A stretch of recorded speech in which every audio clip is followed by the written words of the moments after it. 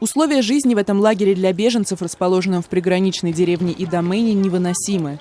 Почти 12 тысяч человек застряли у македонской границы и не могут ее пересечь. Они стремятся дальше на север, в западноевропейские страны. Однако шансы на это с каждым днем становятся все призрачнее, считает бежавший из Афганистана Саид. Я хочу попасть в Германию, но говорят, что она переполнена беженцами и больше никого не принимает. В феврале Македония и лежащие к северу от нее страны пропускали лишь ограниченное число беженцев из Сирии и Ирака. Афганцам, за редким исключением, въезд был запрещен. Теперь же греческо-македонская граница закрыта вообще для всех мигрантов. Однако некоторые афганцы считают, что к ним относятся несправедливо, причем не только местные власти.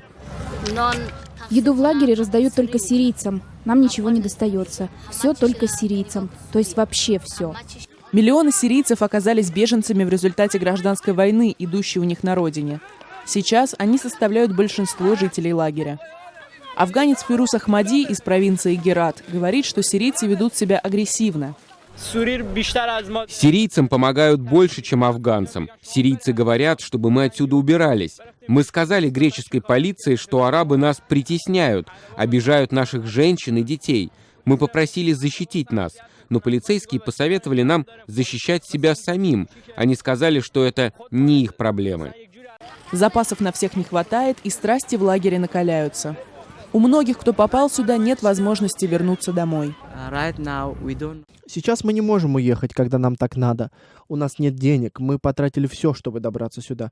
Сейчас у нас нет ни гроша, чтобы начать новую жизнь. Европейский Союз и Турция недавно договорились о том, что некоторых мигрантов переправят обратно из Греции в Турцию. Однако это касается только тех, кто попал сюда после 19 марта. А что случится с тысячами людей, которые уже находятся в Греции, по-прежнему не ясно. Здесь, в Идомени, у афганцев и сирийцев одна судьба. Они застряли на полпути к новой жизни и не знают, как сдвинуться с мертвой точки.